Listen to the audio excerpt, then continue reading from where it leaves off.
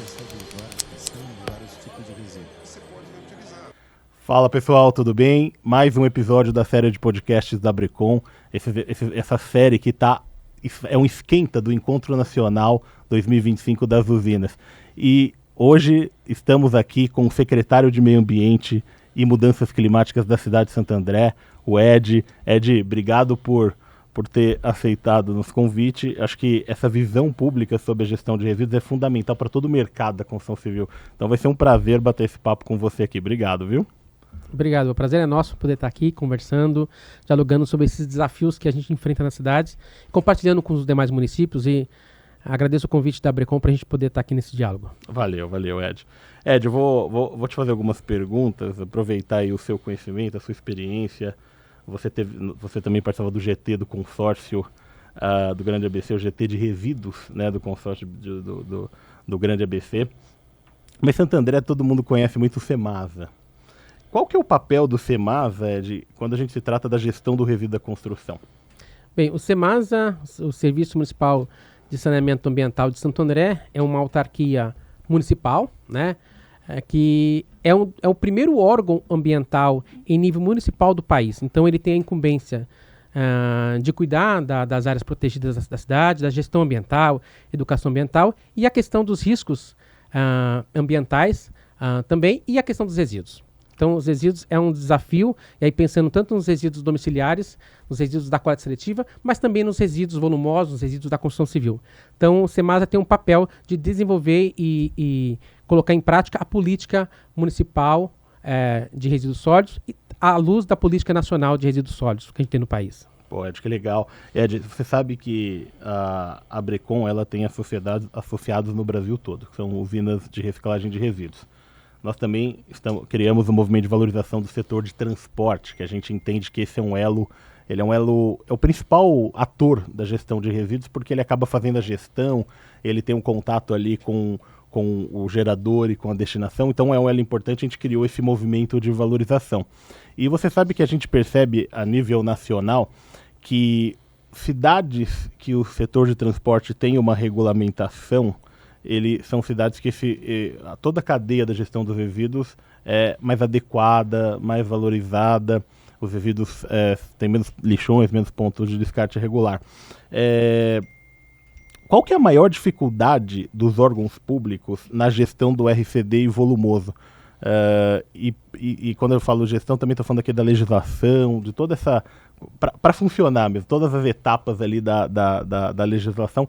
Qual que é a maior dificuldade que os órgãos públicos têm para a gente poder licenciar esse setor tão importante e, consequentemente, toda a cadeia de resíduo ali tirar proveito disso? Hoje os empresários eles sofrem muito porque concorrem com descarte irregular. Então, qual que é hoje a maior dificuldade do órgão público? Como o órgão público enxerga isso?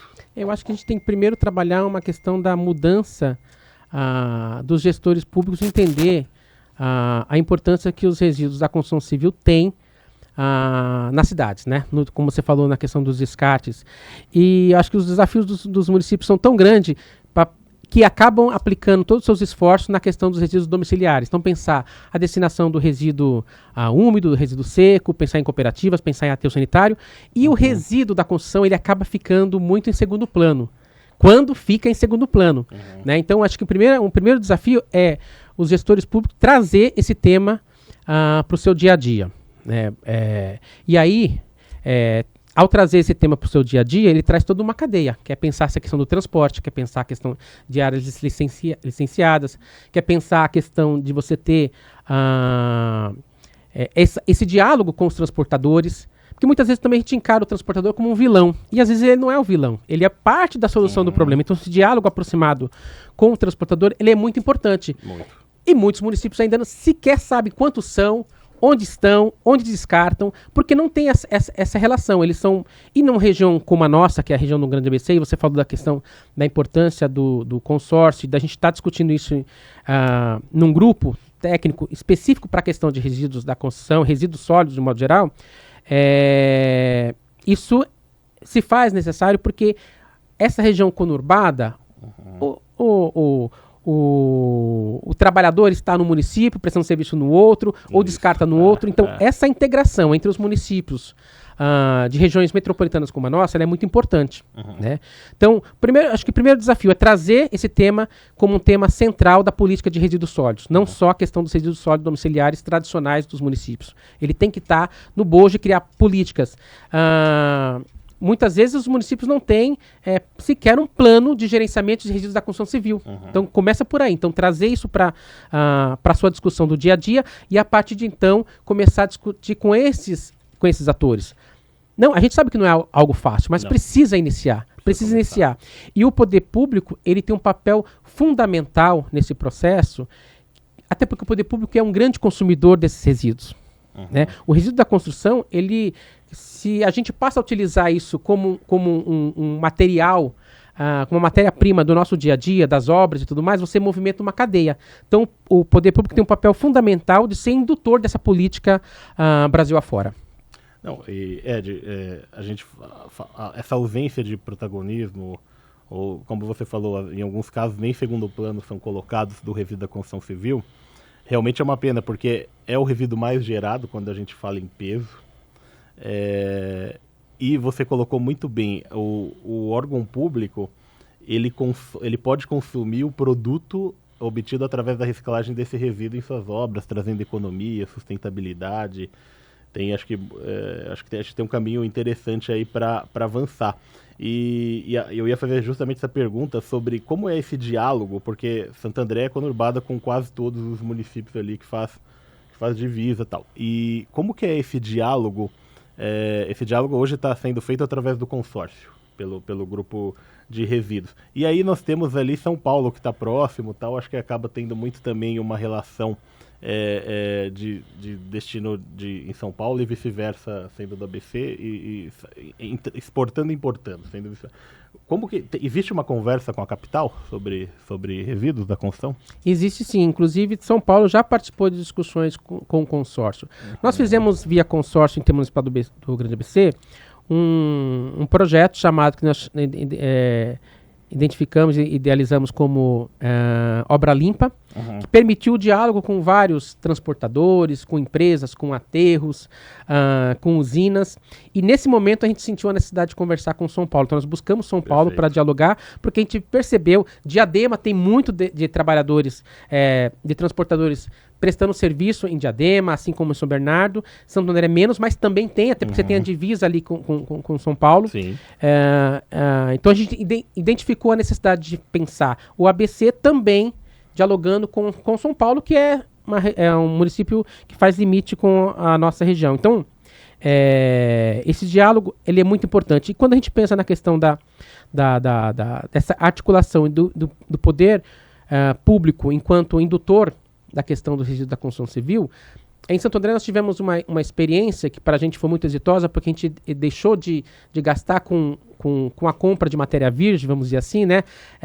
De tirar material lá das pedreiras e assim por diante, no nosso próprio aterro. Então, o nosso aterro sanitário, hoje, para eu chegar com os caminhões numa frente de lixo, eu preciso ter aquele caminho, né, bem preparado, uma base bem preparada. E antes a gente comprava matéria virgem. Eu lembro que na ocasião que nós fizemos isso foi lá em 2013, nós gastávamos a ordem de R$200 mil por mês com resíduos da construção, com matéria-prima para a preparação do aterro. Com acesso da frente de lixo. E nós temos em Santo André muitos ecopontos, muitas estações de coleta. Nós só organizamos essa rede e começamos a utilizar esse material que chegava em boa quantidade, que já tinha uma pré-seleção ali na entrada. O ecoponto ele faz esse papel de triagem. Isso, né? Porque tem uma pessoa lá que orienta e assim por diante. Então a gente conseguiu evitar esse gasto mensal de R$200 mil utilizando esse material que chegava em boa qualidade. Então a gente deixou de pôr isso no aterro, deixou de destinar isso em aterros privados e passou a utilizar. Então existem soluções.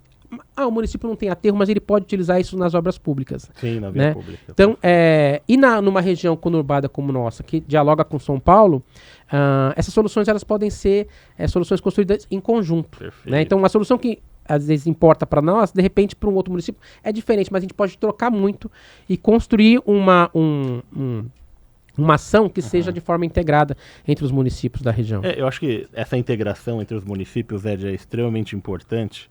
Eu vou te dar um exemplo. A cidade de São Paulo, ela tem uma ferramenta de fiscalização, de controle dos seus resíduos, que é através do CTR eletrônico.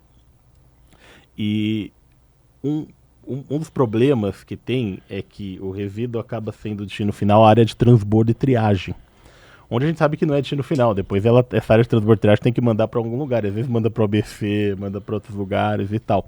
E uma das dificuldades do sistema de São Paulo evoluir é justamente um documento que a gente chama de balanço de massa. A área de transbordo e triagem declara tudo que entrou e declara toda a saída. Como essa área de transbordo e triagem ela recebe de outros municípios, esse balanço de massa conta não fecha, é onde tem brecha ali para crimes ambientais nesses espaços. Então, pensar uma forma de integrar, eu acho que através do consórcio, a gente pensar nos municípios do consórcio já é uma integração interessante. Discutir com a capital isso, melhor ainda. Ed, você falou sobre os ecopontos.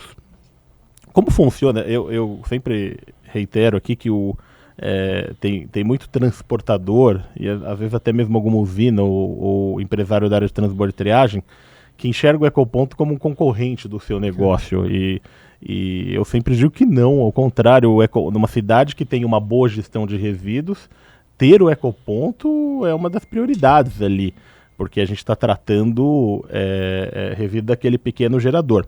Agora, claro, se a gente pensa num ecoponto mal gerenciado, que talvez entre resíduo de grandes geradores e tal, pode ser um problema. Como que vocês hoje tratam essa questão do ecoponto? Aquele pequeno gerador, que é o que pode usar o ecoponto tal, tem uma ação de educação ambiental com eles, porque muitas vezes também vê pequeno gerador descarregando poucos metros do ecoponto, fazendo pontos viciados. Então, como que é a relação do Santo André hoje nessa cultura aí dos ecopontos? Santo André tem 30 ecopontos, né? 29 são ecopontos que recebem resíduos, diversos tipos de resíduos, entre eles os resíduos da construção e demolição, e um ecoponto específico para resíduos eletroeletrônicos. Numa parceria com a iniciativa privada, a gente fez... Você comentou de 30 ecopontos, fazendo uma proporção, vocês estão aí até a frente de São Paulo, eu acho. Sim. Proporcionalmente à população, nós somos a cidade que mais tem ecopontos no Brasil. Ah, é a primeira? A que mais tem ecopontos. Se você pegar a população e distribuir pelo número de ecopontos, você vai ver que a gente está... Então, Santo André é a primeira. É a primeira. Proporcionalmente falando. Isso, muito bom. Isso. O ecoponto, né, que todo mundo conhece por ecoponto, em Santo André a gente chama de estações de coleta. Uhum. E por que estações de coleta? Porque geralmente ecoponto, o conceito dele é destinado a um tipo de resíduo. Então você faz ecoponto para óleo utilizado, você faz ecoponto para garrafa PET, um ecoponto para embalagem, ecoponto para papelão. Então muitas vezes você tem até, por conta da iniciativa privada, ela cria ecopontos, né, específicos de um tipo de resíduos.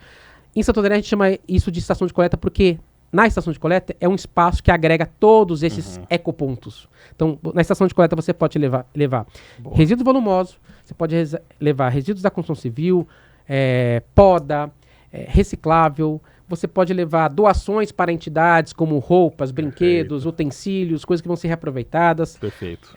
Óleo utilizado, já usado. Então, pneus, é uma série de resíduos que você pode destinar, resíduos que não são coletados pelo sistema convencional, porta a porta, obviamente, né? Você pode levar nas estações de coleta. E Santo André vem de muito tempo construindo ecopontos. Eles nascem, na verdade, como os antigos locais de entrega voluntária, os leves, né? E a gente foi aprendendo com o passar do tempo que esses espaços precisavam ter um zelador, precisava ter controle, até porque os resíduos exigem essa rastreabilidade dos resíduos. Então, se ocorre alguma coisa na cadeia, a gente precisa identificar de onde veio. E eles não são concorrente da iniciativa privada, do transportador. Porque nós estamos falando de espaços que são para pequenas volumes. Estamos falando... A pessoa que vai gerar uma caçamba de resíduos da construção civil, ela vai ter que contratar uma empresa. Não tem sentido ela levar. Não tem sentido, e o nosso controle no ecoponto vai identificar a quantidade e vai orientá-lo. Ó, você pode até esse limite, tudo bem, a gente vai aceitar. A partir desse limite em diante, você precisa contratar uma empresa. Então, esse papel é feito ali na ponta com o zelador, orientando de forma correta, até porque tem resíduos que você não pode entregar no ecoponto, como resíduos óleo usado, por exemplo, óleo de automóvel, né? Você não pode utilizar, você não vai entregar no ecoponto, porque isso já tem acordos setoriais que determina a sua entrega, os pontos específicos e a sua destinação. Mas os resíduos que são recebidos, eles são controlados.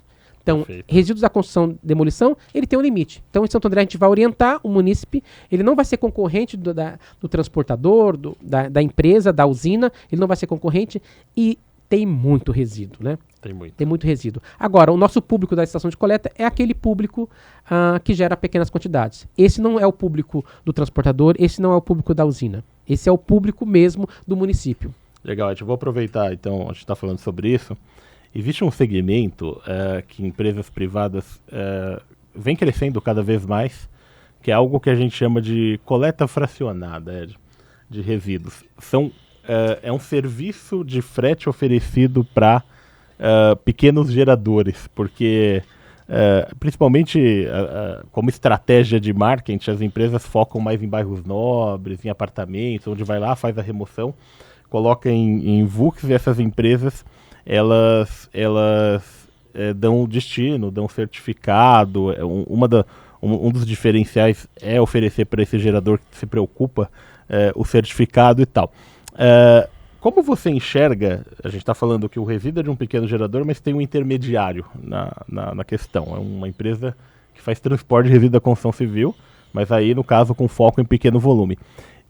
Essa empresa ela pode ser usuária do Ecoponto ou não, nesse caso, como tem esse intermediário privado, esse ente privado? Hoje em Santo André a gente entende que em alguns casos sim é possível. Tem porque você tem muita diferença entre aquela empresa que está utilizando o Ecoponto como para deixar de destinar de forma adequada, ele deveria contratar um aterro e fazer a destinação, Sim. como aquele que é um cidadão que ele deu um salto, né, conseguiu ter um carrinho e consegue levar no Ecoponto, mas ele também tá levando de pequenos geradores. Exato, é isso que eu quis. Então o que acontece? Ele pode oferecer um serviço para o munícipe, desde que quando ele chega na estação de coleta, ele apresenta que está vindo daquele endereço Tem e de um pequeno gerador.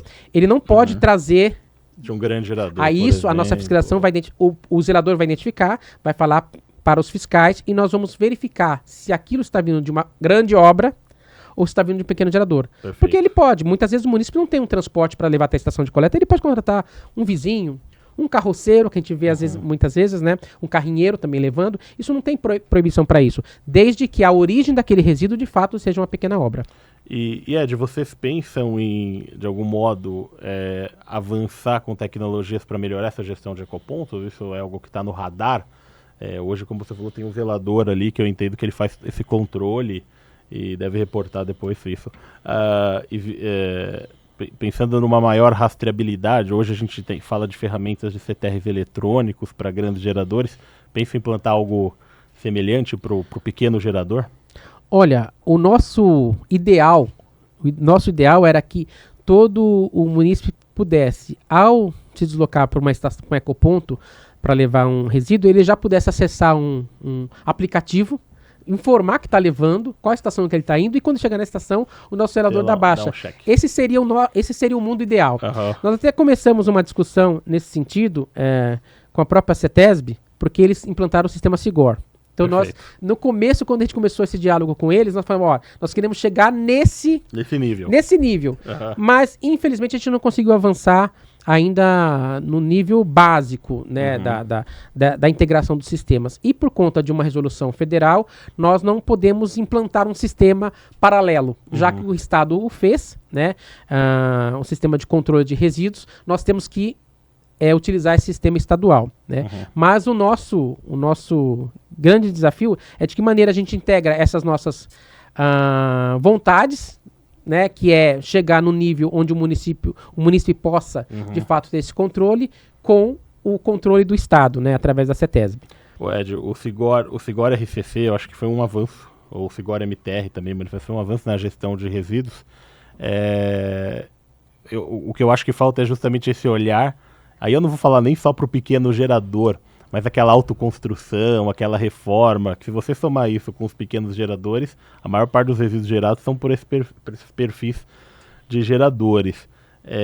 E aí a gente está falando de obras às vezes que sai 15, 20 caçambas, e esse ainda não tem adesão no SIGOR, esse é o ponto. O SIGOR está voltado muito mais para grandes construções, obras que têm o seu plano de gerenciamento de resíduos da construção. Eu acho que o Sigor foi um avanço, mas realmente acho que precisa olhar um pouco para esse público, né? Não sei qual que é a sua opinião sobre o Sigor nesse ponto. Eu acho que precisa, acho que o Sigor precisa, a CETESB, né, precisa chamar os municípios para poder falar um pouquinho dessas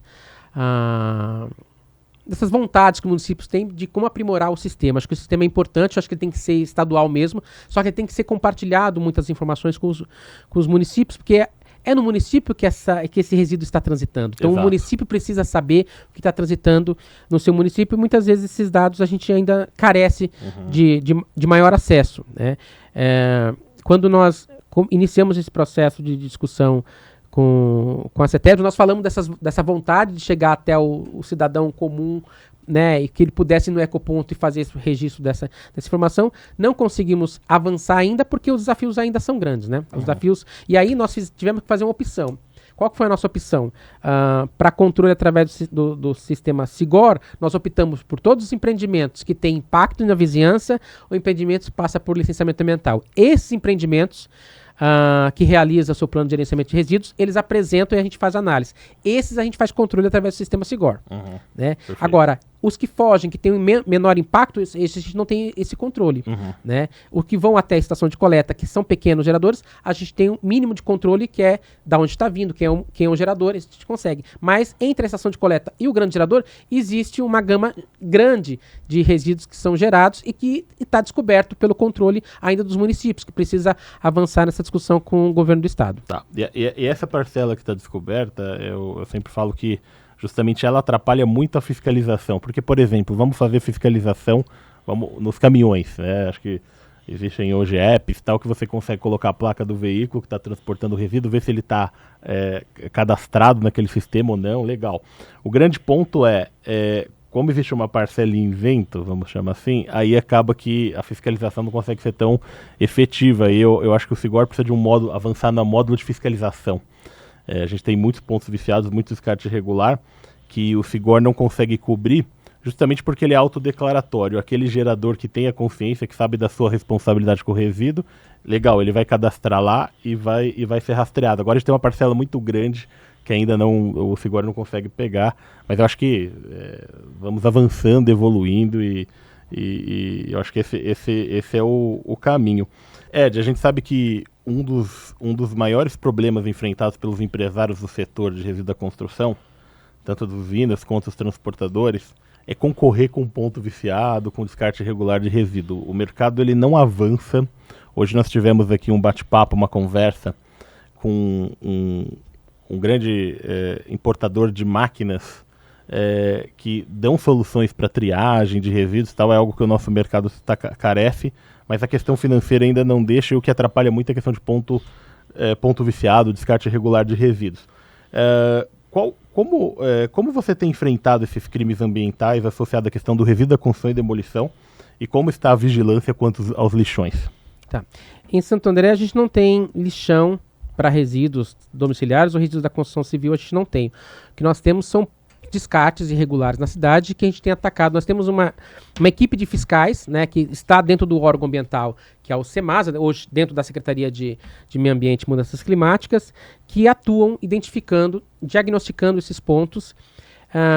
Quando é pequeno gerador, o que nós fazemos? Nós fazemos um trabalho de orientação. Quando é o grande gerador, a gente tem que fazer um trabalho de inteligência. Então, através da nossa central de operações, que fica ligada à Guarda Municipal e a várias outras secretarias da Prefeitura, né, Defesa Civil, Saúde, através do SAMU, que tem interesse em estar monitorando a cidade 24 horas, a gente passa, a partir dessa central de operação, a identificar qual foi o trajeto que esse veículo fez até o descarte. Legal. Então isso é importante para a gente poder chegar no infrator de fato e combater, né? Então vai chegar na casa dele uma notificação, ou na empresa dele uma notificação, porque fica muito difícil, de fato, pro empresário que faz tudo certinho concorrer com quem vai descartar, não vai, né, não ter custo nenhum.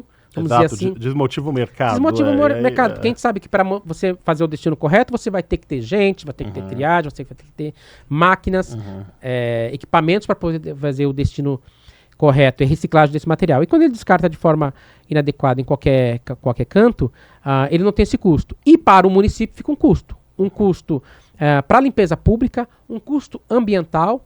Né? Nós tivemos, ano passado, na região do Parque do Pedroso, em Santo André, que é uma unidade de conservação da nossa cidade, um descarte.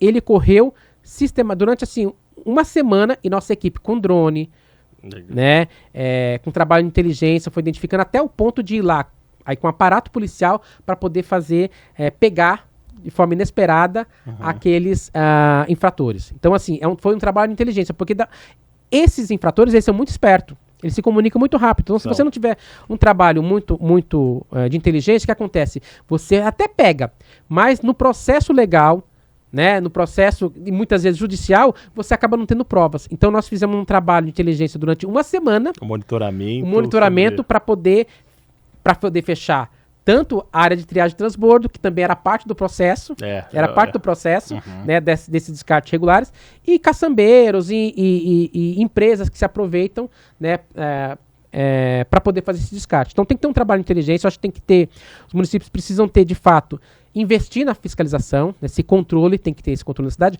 porque se não investe nesse controle, você vai ter que investir depois na limpeza, na remediação, que é ou caro, seja, né? é muito mais caro. É muito mais caro. Então, e aí só quando você faz gestão de todo esse processo, você entende. Não tem por que eu não investir em fiscalização, em controle, para ter uma cidade melhor. Né? Então, ficar só atacando o problema lá na frente, só o efeito, é muito ruim. Então a gente tem que ir na causa. E na causa é você ter uma cidade, de fato, com controle do que está passando pela cidade. Né? Então você ter equipes preparadas, apostos, nossas equipes são 24 horas, então nós temos plantão, né, aos finais de semana, para quando surgir a denúncia, ela poder atender. De imediato, legal. Ed, a gente comentou sobre isso, mas vamos falar um pouquinho mais sobre a regulamentação do setor de transporte. A gente sabe que cidades com transporte regulamentado, a gestão corre melhor, vem mais investimentos, os destinos são mais preparados. Como que Santo André, e aí até também estendo para o consórcio, tem algum plano para melhorar a regulamentação, implantar novas ferramentas? Como é que vocês estão pensando nisso aí para os próximos anos? Isso é uma discussão do próprio grupo de trabalho do consórcio, né? Por estar essa região tão... Quando você não sabe onde é a divisa de um município com o outro, você precisa fazer esse diálogo de forma regional. Você precisa desse diálogo de forma regional. E uma das nossas metas é retomar o programa Obra Limpa. Porque ele nos permite dialogar com esses transportadores, ele nos permite... Isso foi uma experiência muito interessante, porque para o município é muito interessante. Eu quero contratar uma empresa que eu sei que foi verificada. Tem o selo, né? Tem um selo. Obra Limpa. Selo Obra Limpa. Então Legal. ele entra no site das prefeituras, isso a partir de uma integração entre todas as prefeituras. O selo vai ser no consórcio ali, são 7 municípios? São 7 municípios, selo do consórcio, exatamente. Do consórcio. Legal. Então, o município sabe que eu estou contratando uma empresa que tem um selo Obra Limpa, ele foi verificado. Alguém de olho nessa empresa. Alguém foi verificar se ela faz a destinação correta, se ela está trabalhando de forma correta, então isso é muito importante. Então, até para a educação ambiental facilita, né? Empresas com selo Obra Limpa e as que estão regulamentadas, as que podem operar, né? Sim, exatamente. Então essa é uma meta nossa dentro do GT de retomar. A gente teve uma lacuna onde esse programa foi colocado em segundo plano, mas nós colocamos como uma tarefa do nosso GT de retomar o programa Obra Limpa. A regulamentação do transporte é fundamental, porque, como eu falei, ele é o elo forte ali ele é esquecido, ele é visto, mas não é lembrado, mas ele é o elo forte ali da gestão. A Brecon criou, de um movimento de valorização do transporte de resíduos. Justamente, os associados da Brecon são exclusivamente usinas de reciclagem. Mas criamos um movimento de valorização porque a gente precisa melhorar, inclusive, os processos para a usina. E melhorando o setor de transporte, consequentemente, a gente vai ter usinas mais rentáveis, mais interessantes. Vamos começar a abrir mais regiões, inclusive, para implementar mais usinas. Então, bem bacana aí a notícia aí do Obra Limpa, Ed. E você comentou que estão utilizando ali o agregado reciclado nos aterros, Ed. E vocês têm a operação de uma usina, né? O Estado de São Paulo forneceu usinas para os consórcios, né? E como é que tá essa questão da usina, Ed? O que você acha dessa usina que vocês receberam? Como que está o planejamento aí para poder reciclar cada vez mais resíduos aí gerados aí pelo município?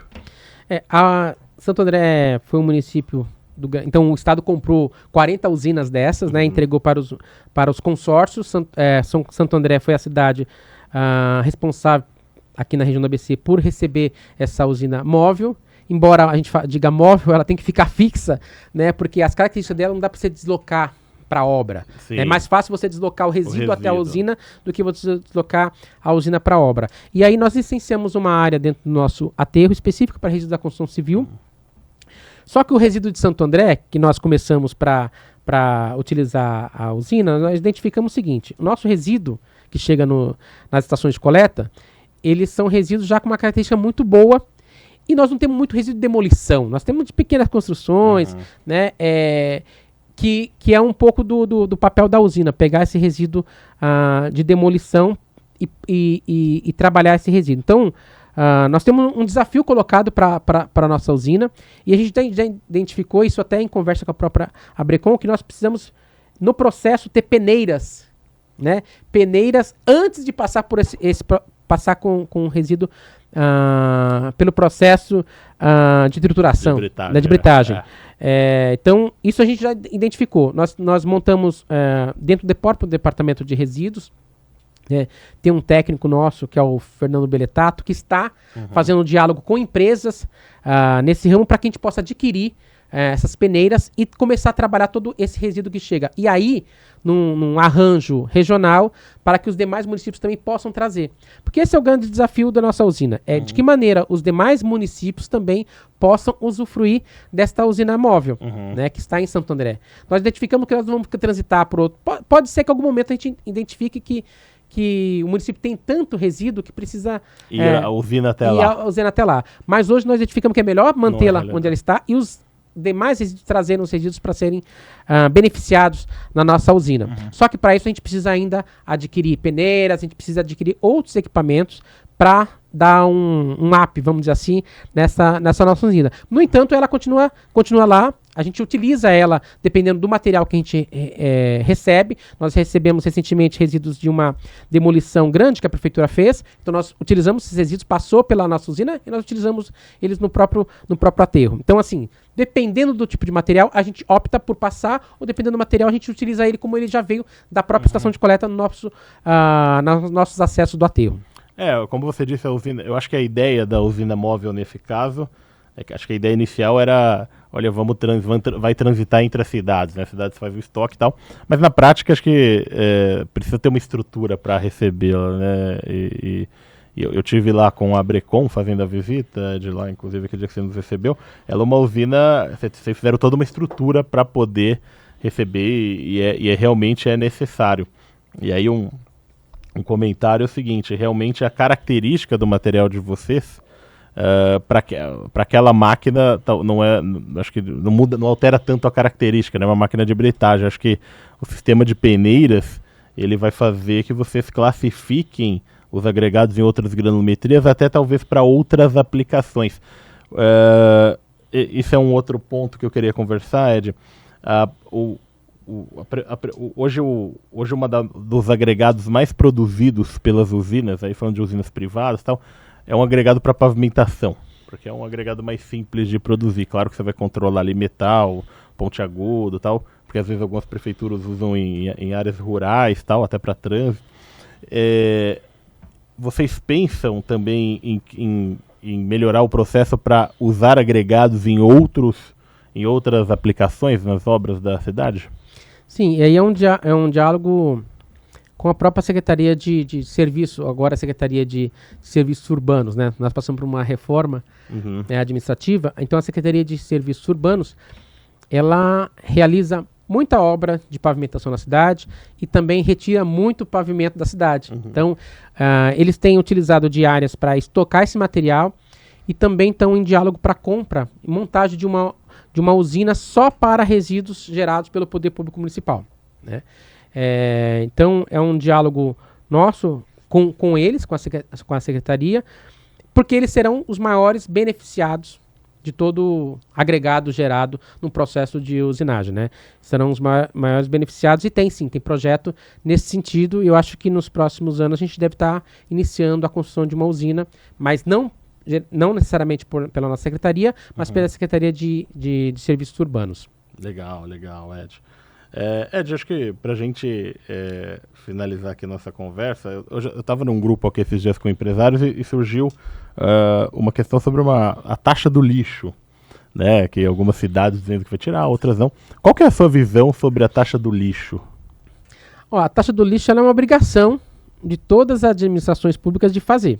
Ela não é dado ao prefeito a opção implanto ou não implanto. Obrigatoriamente ele tem que implantar. Esse é um serviço que não é coberto pelo que a gente chama de IPTU, né? Ele não é coberto, então ele é um serviço à parte. O município tem que ter sustentabilidade econômica em todo o processo. Então ele tem que dizer, ele tem que dizer da onde virão os recursos para implantar tais serviços. E é através da taxa. Inclusive ecopontos também são... Inclusive, quando você tem um serviço de coleta, ele também pode ser abarcado. Todo esse serviço de coleta e disposição, ele é abarcado pela taxa. Por isso que é importante os ecopontos ali. Os pequenos geradores têm que ter essa cobertura, né? Sim. Legal. Ed, nós teremos o Encontro Nacional das Usinas 2025. Vai ser um prazer receber você lá. Encontro que vai estar aí com todas as usinas e outros atores. A gente conta muito com a sua contribuição. Mais uma vez eu gostaria de agradecer a presença, você que está sempre aí com a gente, com a Brecon, contribuindo bastante com essa visão pública. Obrigado aí pela sua experiência, meu amigo, em trazer essa sua experiência aqui para a conversa. Rafa, eu que agradeço o convite da Brecon. Acho que a Brecon cumpre um papel muito importante de colocar gestores municipais em contato com esse setor empresarial, porque eles têm que dialogar, né? Tem que ser parceiros. E são desafios que estão colocados para os dois. Cada um tem o seu olhar sobre o problema, mas eu acho que esses olhares eles se complementam numa solução. Então acho que é importante esse papel que a Brecon tem desenvolvido, então conte conosco sempre. Ed, eu trouxe também eu fiz essa minha culpa ali lá dentro da Brecon do seguinte, olha, a gente não pode ficar só reclamando dos órgãos públicos, porque nunca também tivemos essa proximidade, agora esse momento chegou. Eu acho que, como você falou, eram discutidos outros resíduos, o entulho ficava no segundo plano e olhe lá. Eu acho que essa realidade a gente tem que começar a mudar e devagarzinho a gente vai ter uma boa gestão dos resíduos da construção civil. Obrigado, viu, Ed? Obrigado, sempre à disposição. Legal. E pessoal, só informando, dia 27 de março, às 8 horas, no Centro Histórico de São Paulo, vai ter o Encontro Nacional das Usinas. Participem, vamos juntos. Um abraço.